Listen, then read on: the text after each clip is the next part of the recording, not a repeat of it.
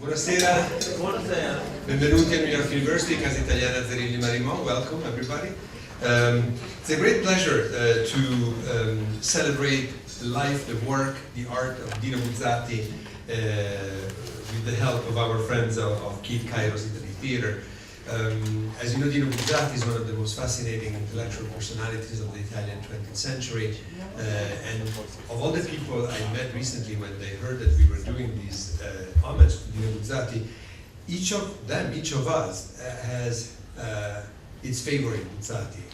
And for somebody is the author of the Deserto dei Tartari, so the novelist. For some others, the author of the short stories. For many others, the journalist who did Cronaca Nera, crime stories for the Corriere della Sera, and that went to work every day in Via Solferino in his post at the Corriere. For others, yet the painter and the artist that was fascinated with all the new aspects of contemporary art. And I think it's one of the reasons why Buzzati remains such an emblematic and interesting figure, that you can pick and choose from his multifaceted activities of artistic and cultural production.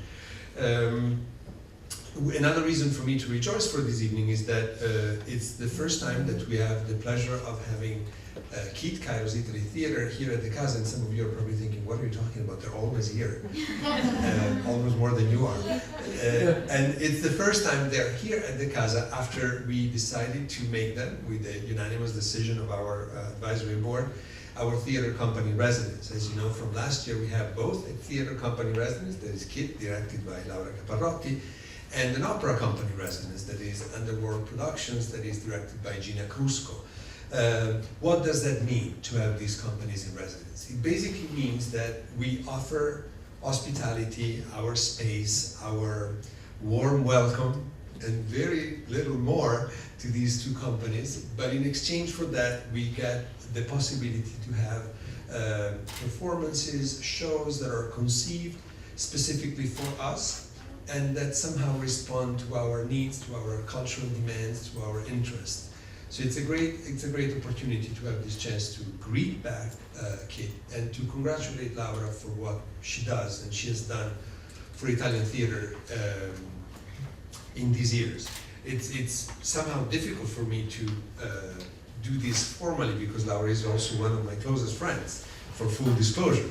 But I have to say that the kind of work that she has done is of fundamental importance because she has believed from the beginning of her activity in New York that Italian theater should be presented in both languages, and both languages, Italian and English, given the same kind of dignity and attention. And that's what she's doing also in the monologue that she's presenting next week by Dino Buzzati. And I think that is really the key of what theater can be, aside from being, of course, the very powerful medium of communication with political and social undertones that we all know very well, and especially Mario Fratti, that is somewhere in the audience, who is the great master of this idea of theater serving many different purposes, be them cultural, political, social, and otherwise.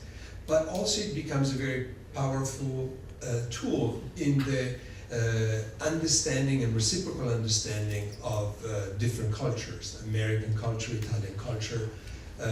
The idea of going to the theater and being exposed to the original language of the play and then to the translation is a very effective way to get into a very special relationship with the Italian language. If you're familiar with it, you can just stay for it, and if you're not, you can listen to it, to the music, to the melody of the original language, and then have a chance to hear the translation, to have a full understanding of the play. So for this and many other reasons that I will spare to you tonight, because it's getting late and I'm talking too much, I would like to ask Laura to come to the podium and tell us what this evening will entail, and also tell us something about the monologues you're presenting next week. Thank you, Laura.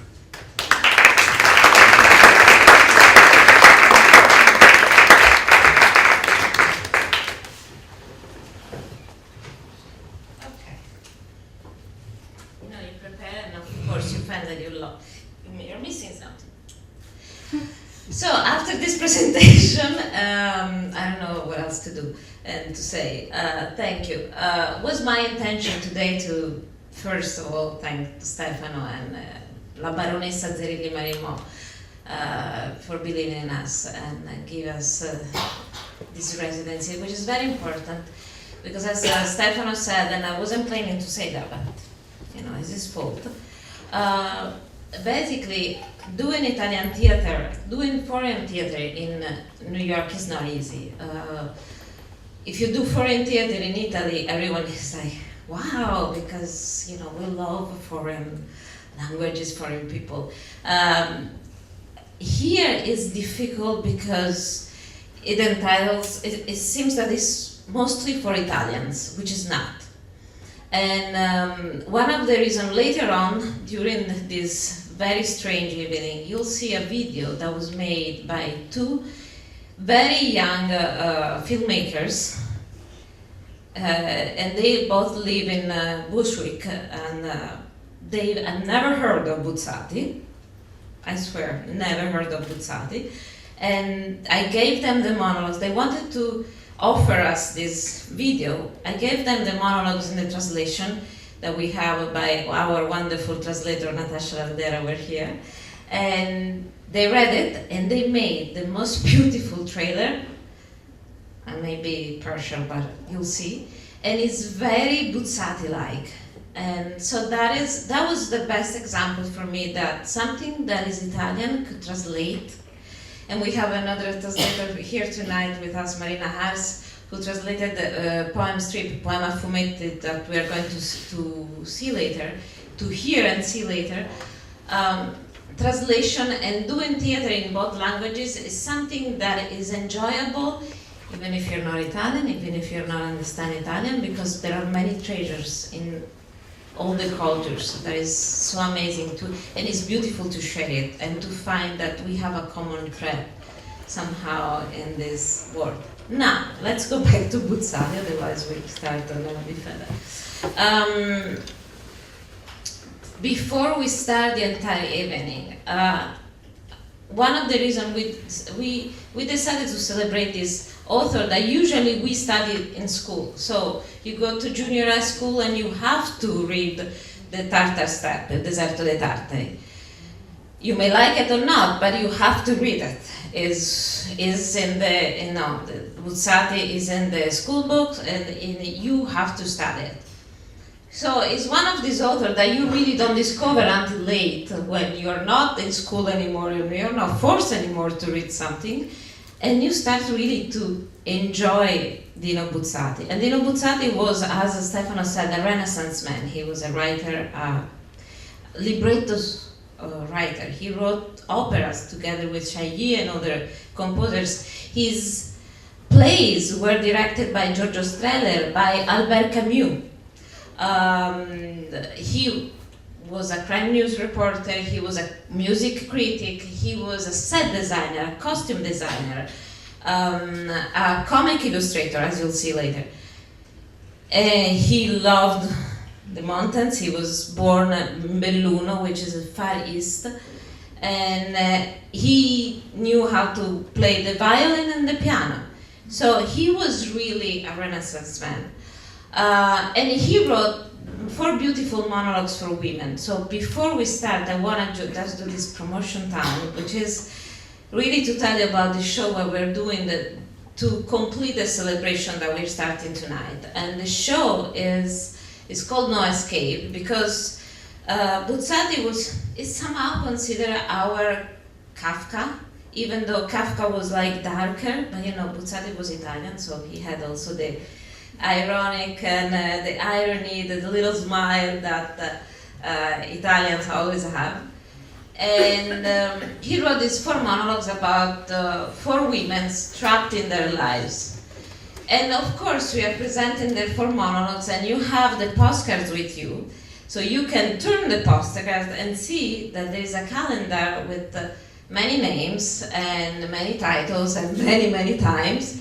And dates, and it's because we're presenting this monologue first in English, then in Italian, 2 different actresses, 2 different directions. And of course, there are two shows that you're going to enjoy at once.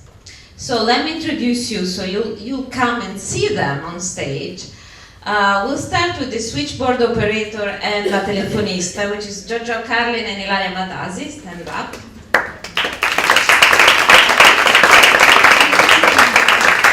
And this is a love story that ends through a phone. I'm not going to say more.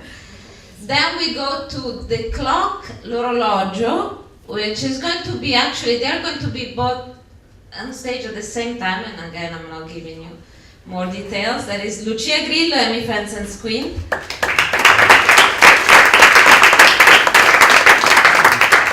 And that is the story of a woman who kills her husband, and then she's trapped in this, the moment from the deciding to kill him, after killing him, and she goes back and forth because, as she says, in the clock that she has in the house, there is trapped the soul of her husband, and the husband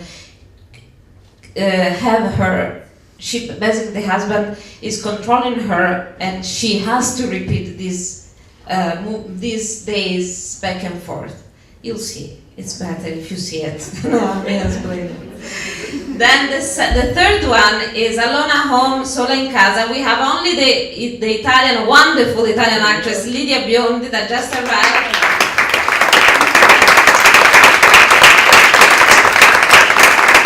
I have to tell you, Lidia is really, I mean, everyone is a star in this.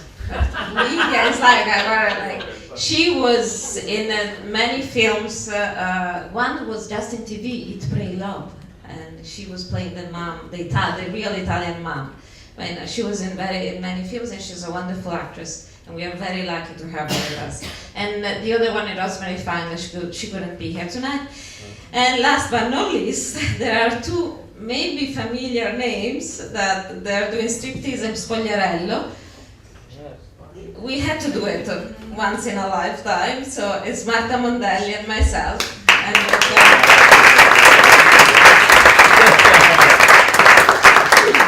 And so Alona Home is about Madame Iris, which is a professional card reader, there's a serial killer killing prostitutes and not only. And something is happening that night when you go to the theater. And Striptease and Spogliarello is about a woman and the downfall of her life, let's put it this way. That's it. A woman who strips, yes. Now, let's go back to Buzzati.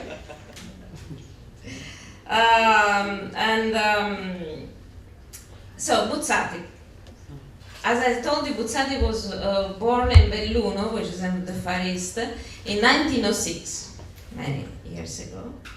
And his father was a professor of international law at the Bocconi University, and his mom was coming from Venice, from a very important Venetian family. So he had a very wonderful background. And in 1914, he started to play the violin. He was very little, and also the piano. And then he went also to play the piano because he didn't like the violin so much. It was too difficult. Then in 1928, yes, he starts I have a wonderful, I'm speaking to no one. But usually I speak by myself. Now we are doing monologues. So right now we are speaking only with ourselves. I'll introduce you afterwards to the person.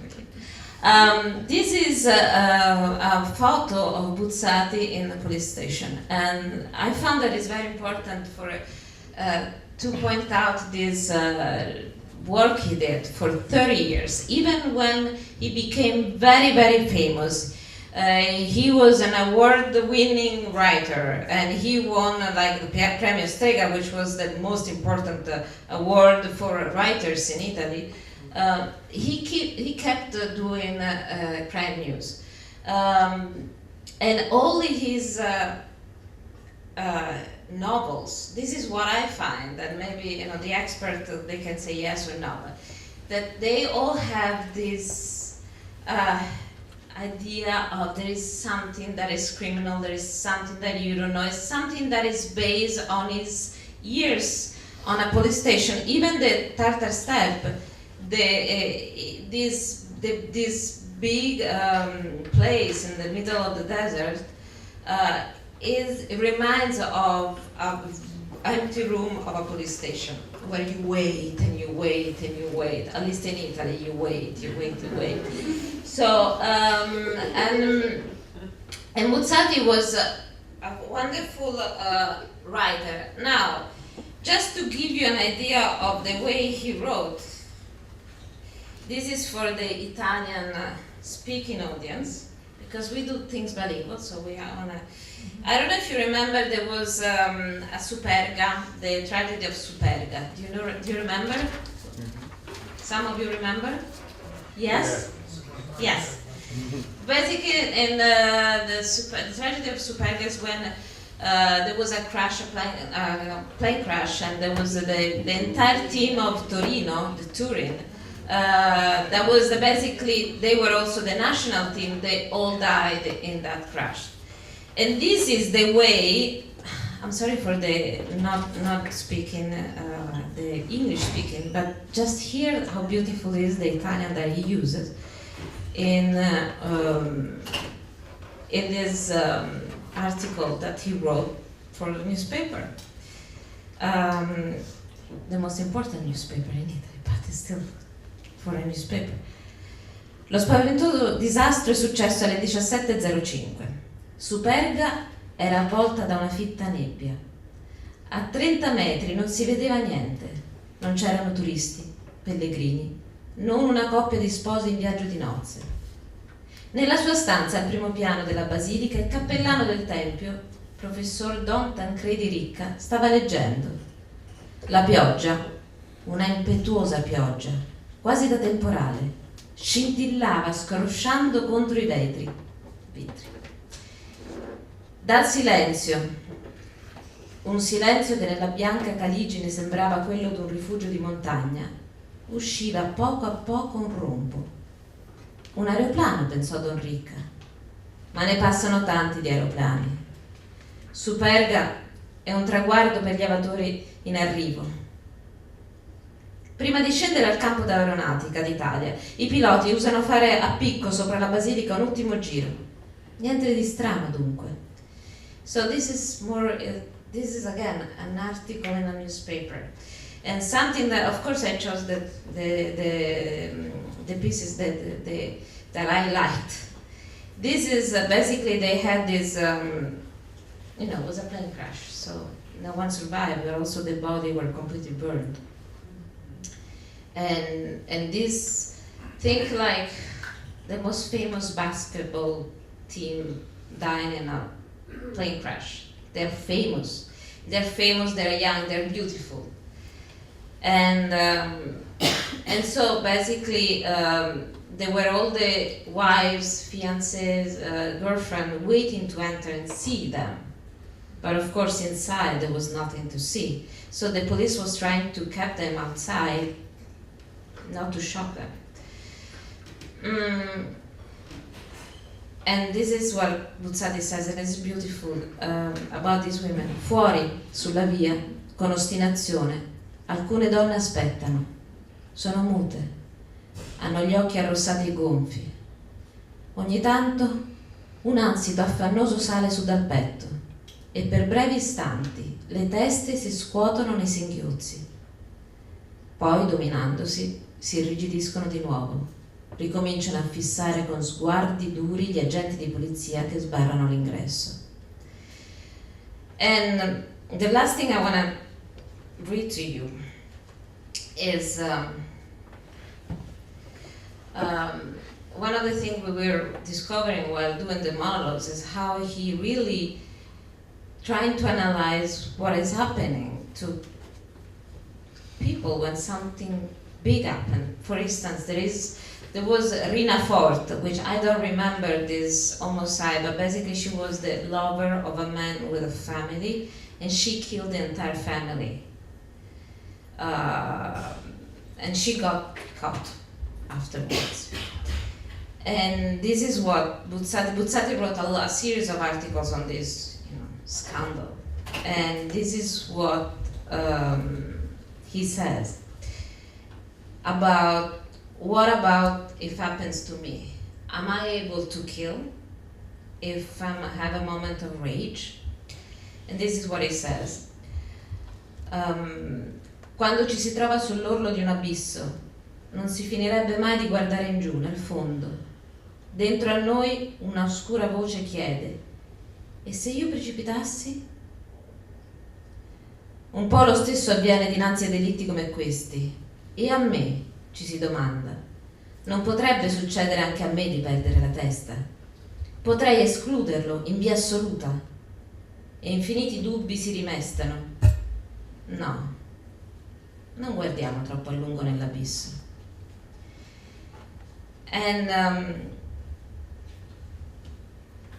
And the very last one is there was another homicide, of course, it was a crime news. And the other homicide was a Villa d'Este, and it was a countess who basically killed her lover in the middle of a party. And it's a true story. I'm not making it up. And this is what she said. What he says about her.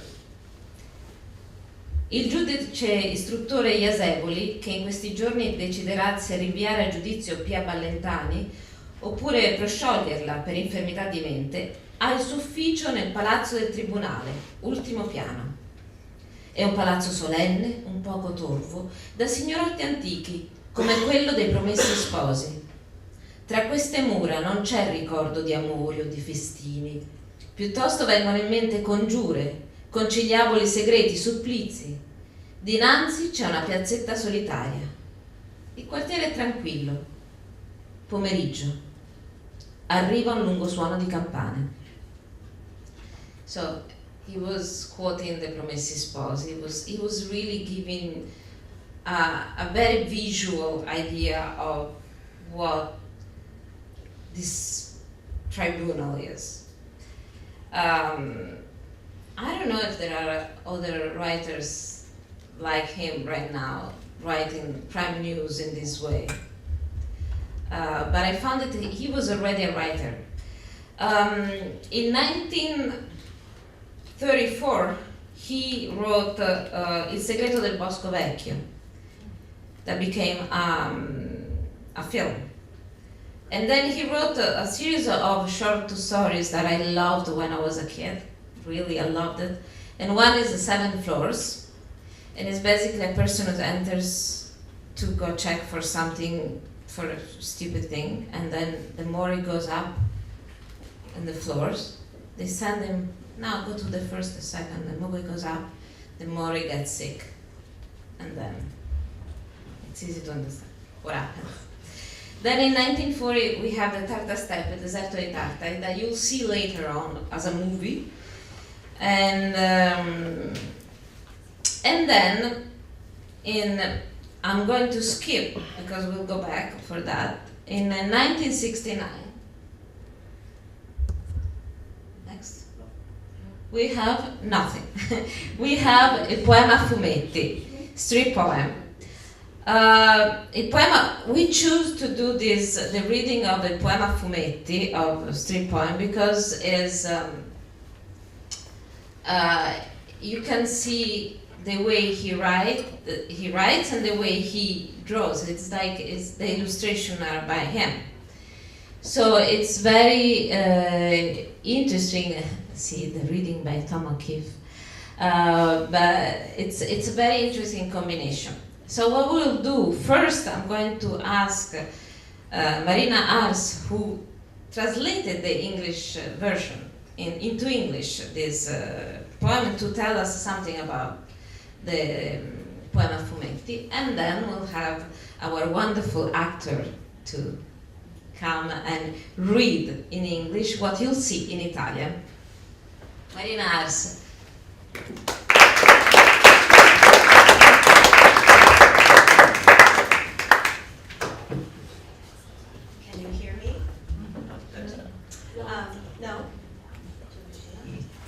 pochino, adesso va bene.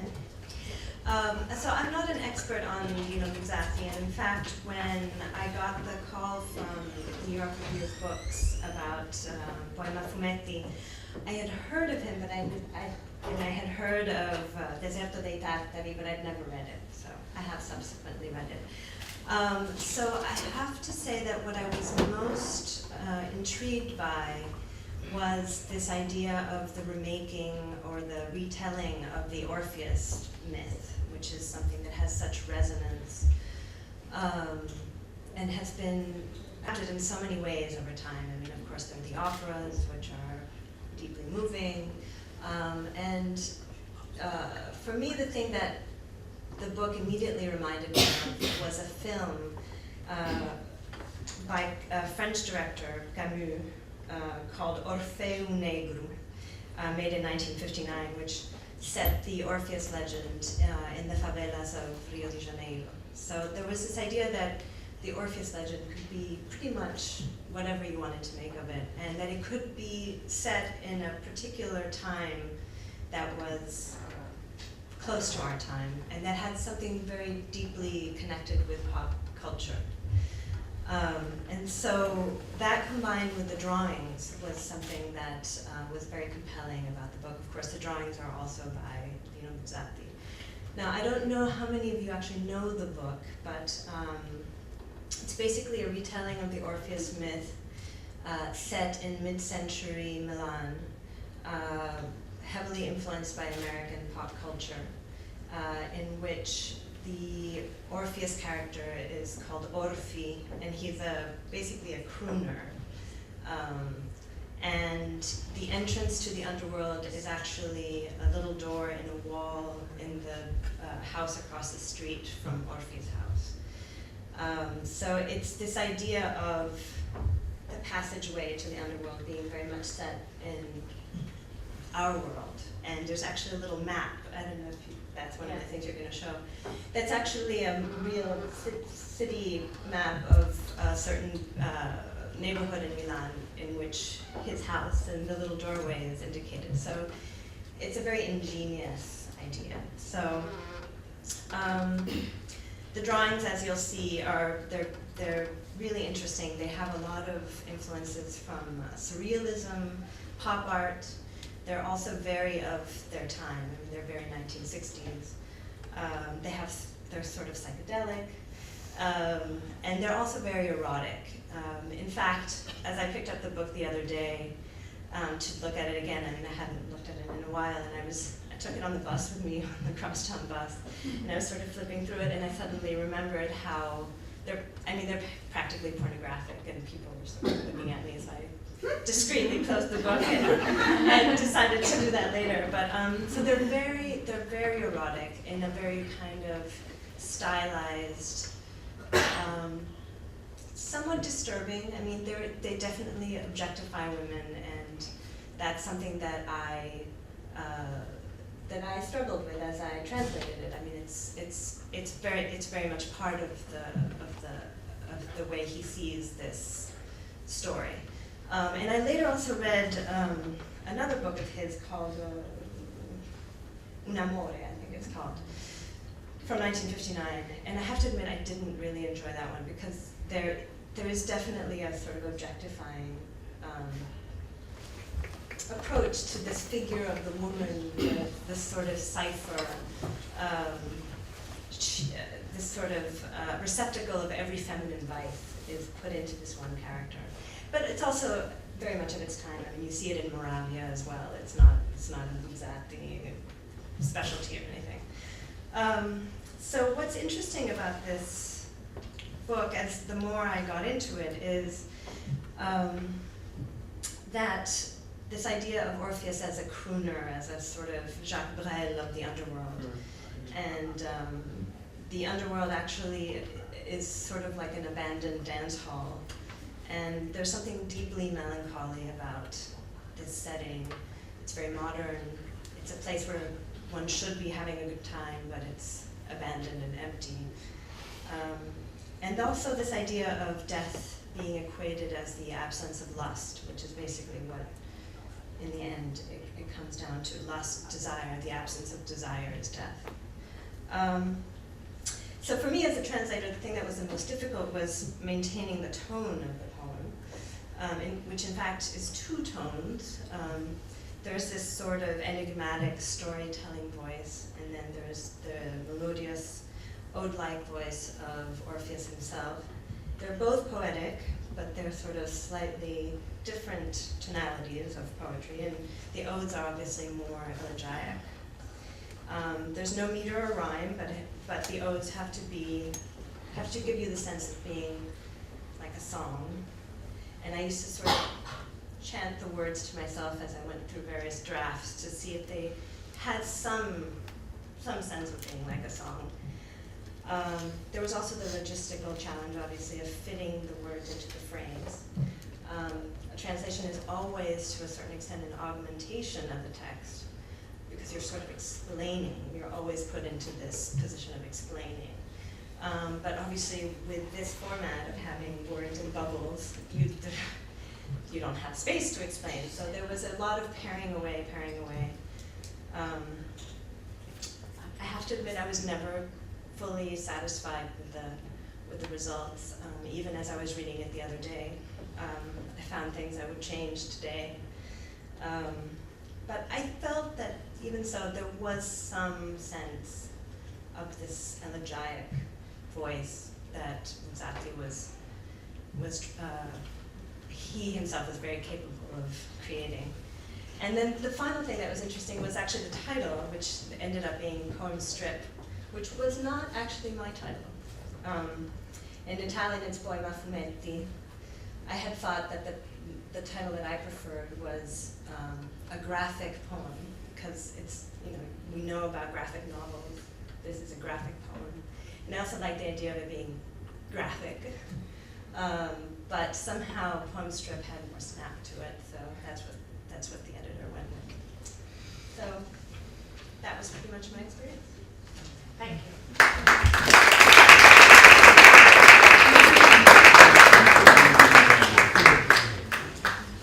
And now,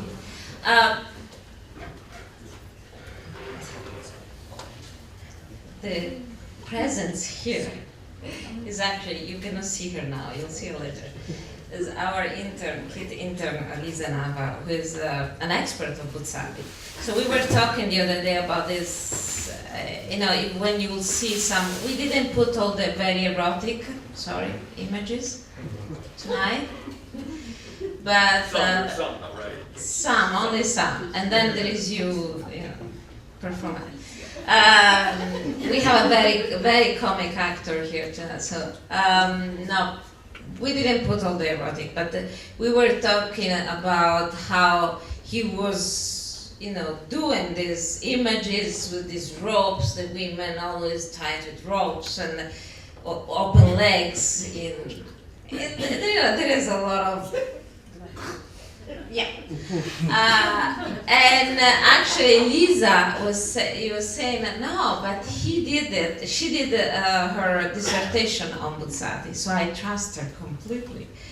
That he was actually, it was his way to denounce the way that women were treated, and it was his way to say, if you were scandalized by this, then why you treat women in a certain way. Which makes sense when you start rehearsing the monologues, because at the beginning when you read the monologues it's like, oh, these poor women, they're treated by men so badly. But then they're the best part of society. These women that you'll see when you come to the theater, you'll see that they're like the best, the most beautiful creatures that you can find among all their world, where the men are usually very bad people, but yes, it's true. So the men, or even the other women, they are so bad, and then most of the time they are people, wealthy people, or people with a position, a very important position, and these women, they have not. So I think that Lisa is also right in saying that. But of course, the very first impulse that you have is like, what's wrong with this guy? There is something completely wrong. So now to have you judging how wrong it is, Buzzati, if it's wrong or not, I'll have Tom O'Keefe here. Coming, thank you, Tom, who is going to read the parts of the Poema Fumetti. So as Laura just said, just so you know, these are snippets of the translation.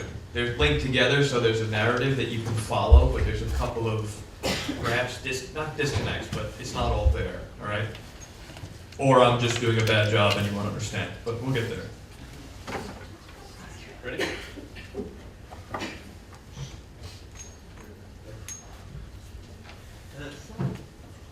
On Via Saturna, in the old city, there's a house with a large garden that appears to have been abandoned years ago. From the street, you can't see that the wall around it is also the exterior wall of the guardhouse. But at times, strange changes take place. Some say they've seen the house look like this. Others, like this. And others have even seen it look like this. They say that some nights desperate cries come from the house. The neighbor's imagination does the rest. No one wants to walk down that street at night. They say you can meet some strange types. Across the street, almost directly opposite the mysterious house, looms the palazzo of the Counts of Baltazano. These days, a family more noble than rich. But Orfi, the youngest, is making his fortune, much to his family's dismay. Now let's take a closer look. Doesn't he seem a little screwy? His beloved's name is Yura. She has great eyes, doesn't she? But ding, ding, ding, at this very moment the story begins. One night when he was tired, one night when the city was tired, the telephones, the TV antennas, perhaps even the earth is tired, and slowly it deflates on God's knee. As he happened to look down at the street on a cold night in March, he saw a taxi pull up in front of a little door in the mysterious wall. The taxi stopped. A girl stepped out. His heart jumped. He was shocked. That girl looks like Yura. She's just like her. The hair's the same. She moves the same. Even her coat is the same. Could it be her? Yura! Yura! He cries out. Nothing. She walked through the little door like a spirit. And the next day, "Excuse me, sir, who are the dead?" "Excuse me, sir, who are the dead?" "Excuse me, sir, who are the dead?" Not are. Is. These funerals are all for her. You know who I mean. In despair that night, he remembered the mysterious little door through which he'd seen Yura disappear. Late at night, he went down there. He took his guitar. It made him feel stronger. There was a man there.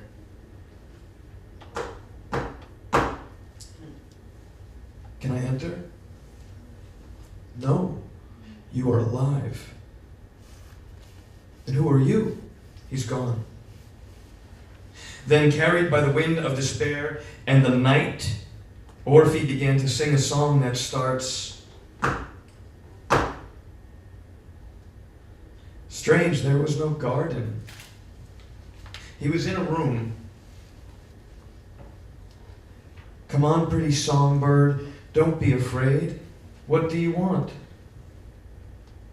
"Yura, Yura, oh yes, I remember. Your Yura is a clever one." "Why do I say that?"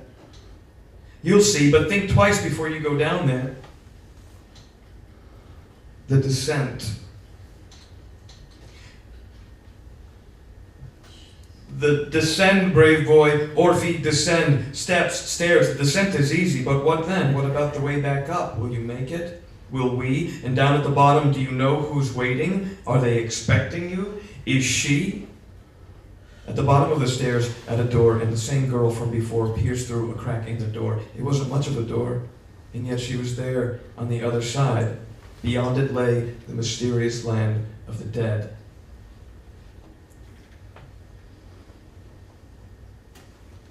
What are you looking for? Monsieur Storm, 3 days ago she came down here. 3 nights ago I saw her enter here across the street from my house where I was born. I had no idea it was the door of one of the doors, young man. One of many. There are millions around the world. Wherever there are people, there's a small door. The trick is to know it. Do you know where you are? Why don't you look around? Take a look. Why don't you go to the window and see? But we're still in Milan. I don't see any difference. To you, Orphe, is Milan because Milan is your life. But to another, it's Zagreb, Karlsruhe, Piranha. Or did you think it was as Dante described it? What do you mean? The afterlife. Pale Avernus. I mean, did you really think it contained all the men and women who lived before, the millions and millions, all the civilizations of the distant ages? Is that what you imagined? All of them together in the valley of Jehoshaphat? No, there's not enough room. No, each man takes his own world with him. I imagine that's enough for him, especially since here time stands still. The clocks go on ticking, but time stands still. The rivers flow, but time stands still. It's always the same day. But who are you? I was just like you. Came down from above by chance. A little door accidentally left open, that was all. They cajoled me. Stay, we'll make you great, we'll give you power. The living are held in high esteem down here. So I became a guardian demon, not really a demon, more like a protector, a sentinel, a supervisor. I was in charge, did as I saw fit until time caught up with me. I grew old, perhaps I died, who knows. God, how much time has passed. Of course I wouldn't mind going back. So I became a guardian demon.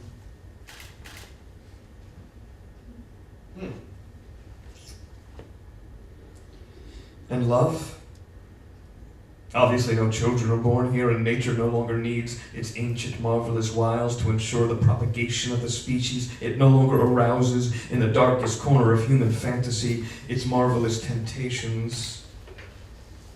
No more throbbing languors, wicked flesh, no more exquisite cruel vice, mouths that tomorrow, tender nothings as fleeting as flowers.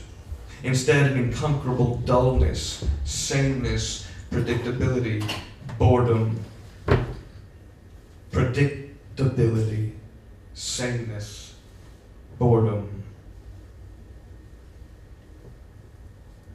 Here, deprived of burning desire, men still have vague memories of the sweet sensation but cannot rekindle it, alone, and if they meet someone who for a moment reawakens the thrill deep in their bones, the orgasm, the obsession that once drove them wild, they are grateful. So tell me, excellent jacket or guardian demon, are you dead too? Enough, sir. I think I understand, but I'm just visiting, just passing through. I'm here for Yura. I asked them to open the door. They let me in. You let me in. But where is Yura? You seem to be in charge. Can you tell me where she is? But young man, why Yura? Here, choose one of my assistants. She'll know how to console you. No, enough. I don't want them. I came for Yura. Tell me where she is. And as he began to sing, he looked out onto the street. He saw people advancing, walking, marching, and advancing, marching. There were so many of them, and perhaps she too was there. Everyone was listening. Orphe paused. Enough? No. Look at them out there. More. More. Is that enough? I'm tired now. Will you let me through? Yes, young Orphe, you have moved us, and it is enough. You're young, but you understand many things. You may come in, you may enter. You have been granted 24 hours. Yura, can you hear me? Where are you? But there are millions of us. What do you mean, millions? My voice will climb over Himalayas of souls. For you, I've passed through the door which makes even great men tremble, and now you leave me here alone? Suddenly, he sees her. I'm here. I've come to get you. You've come to get me, but if you're here, it means that you too. No, I'm not dead. I've come to get you. Let's stay like this. After all, you know it's pointless.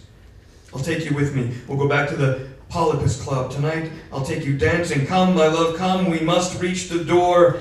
There is no door. Not on our side. We'll find it. I'll find it. But hurry, for heaven's sake. We only have an hour and 3/4 left. Yura! Yura! He tried to bring her with him. He squeezed her hand with all his might, tighter, but it was useless. There he was, alive on the Via Saturna, in front of his house alone. He opens his hand, there's a ring, a special ring, Yura's ring. Without realizing it, he had taken it from her as he fled.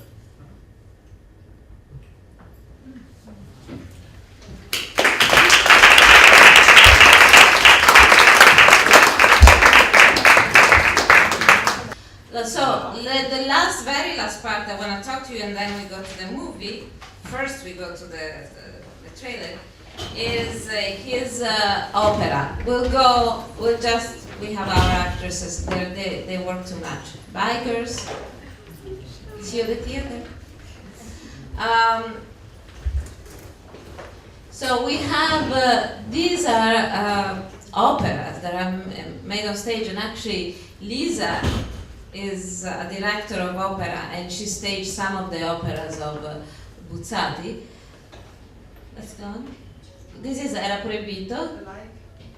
This can you turn off the lights a little bit so that we can see it better? Thank you. See the pictures. These are Buzzatis, and he always does these women with two eyes. The next one. The next one? Next one? This is Buzzati, thank you, receiving the applauses, with Shaggy. And the next one, if there is, yes, and still Buzzati set design. This is Il Mantello, the mantle. The next one, we have a next one? No? And the show. That's it. So I'll show you 1 second the trailer that these two very young kids from Bushwick did on our show, and then we'll go with the actual Luca Delbello introducing the film.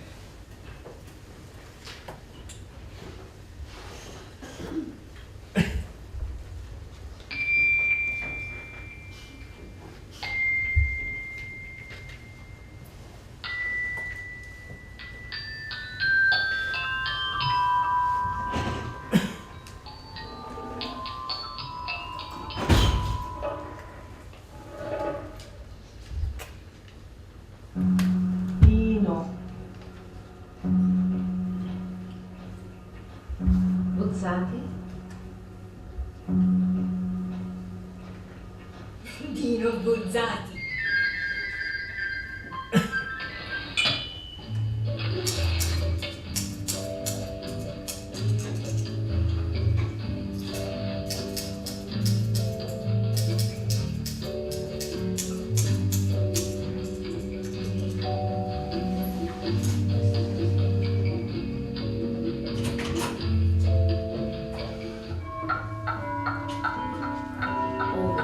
Forwards and backwards, who moves the arms of this clock? The cars who speak, listen, the rose, the latte, the blood. They shut out in the dark, out in the silence. 1 second or so, connect you to the head office. Hello. Dino Buzzati.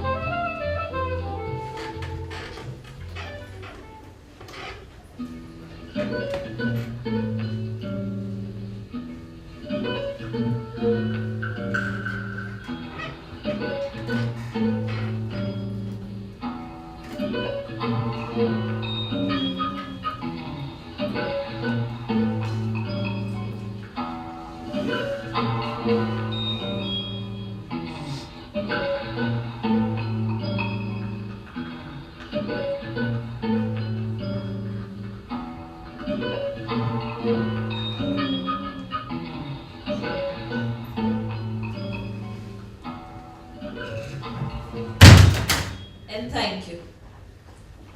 Julia, thank you. Yes. As you can see, it's possible to translate it. Now, I'm going to introduce Luca Delbello, who's going to introduce you the film, and then I'll leave you with the film. I'll see you at the theater. You can come to all the performances, so just to a few of them or just to one of them. We'll be there. I'll be there for sure, every night, on stage or off stage. Thank you so much.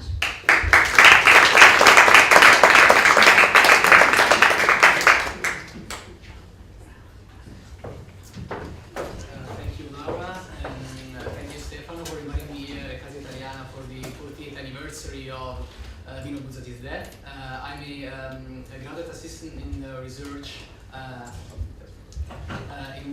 at St. John's University. Can you speak a little slower, please? Yeah. So I'm here to introduce Il deserto dei Tartari, The Desert of the Tartars, by Valerio Zurlini, a movie based on the novel by Dino Buzzati. And Buzzati wrote Il deserto dei Tartari in 1938, and he stated that the idea of the novel came out of the monotonous night shift I was working at Corriere della Sera in those days. It often occurred to me that routine will never end. It often occurred to me that routine will never end up, and so will eat up my whole life quite pointlessly. So the protagonist of this novel and of the movie is Giovanni Drogo, a soldier who leaves home to defend a mysterious fort. So now it works. So Buzzati leaves us willingly with no details about his past life.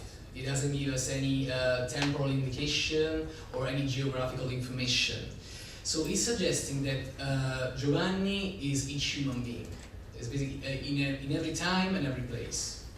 So, like Buzzati said in one of his rare interviews, the movie is about the escape from time, but not from a Proustian perspective.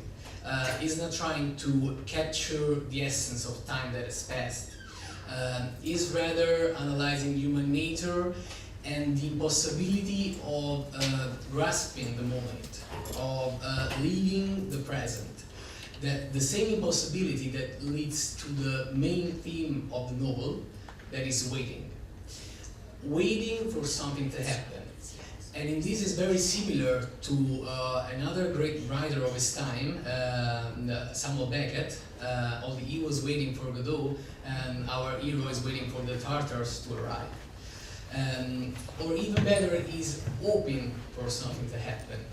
And in this, I think he has an affinity to one of the greatest Italian poets, Giacomo Leopardi, who so powerfully talked about the role of hope and the product of illusions in human life.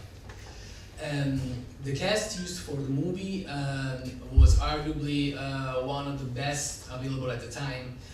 We have Vittorio Gassman, Jacques Perrin, Ferdinando Rey, who acted in many Buñuel movies, Max von Sydow, one of Ingmar Bergman's favorite actors, Jean-Louis Trintignant, Philippe Noiret, and the amazing and haunting soundtrack was composed by one of the greatest Italian composers, Ennio Morricone. And by the time they shot the movie in 1976, Dino Buzzati was already dead. He died in 1972.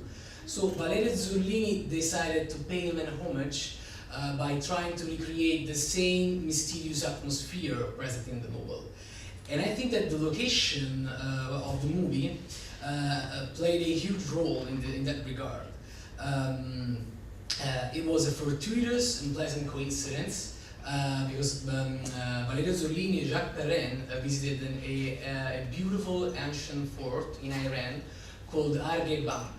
And they decided to use it for the movie, to give the movie that sense of existential isolation and immutable weight. And it's interesting because we're only going to see this fortress in the movie and in some old pictures because it got destroyed by an earthquake in 2003. So actually the movie and the book have some crucial differences. Like I said, Buzzati wanted his characters and his places to be as vague and anonymous as possible, while Valerio Zerilli decided to give them a space that are which are the borders of the Austro-Hungarian Empire. And a time, in fact, we'll see the characters appear to have 19th century uniforms. But the main and most important difference is really in the ending, which I won't spoil. Thank you for listening and enjoy this great movie.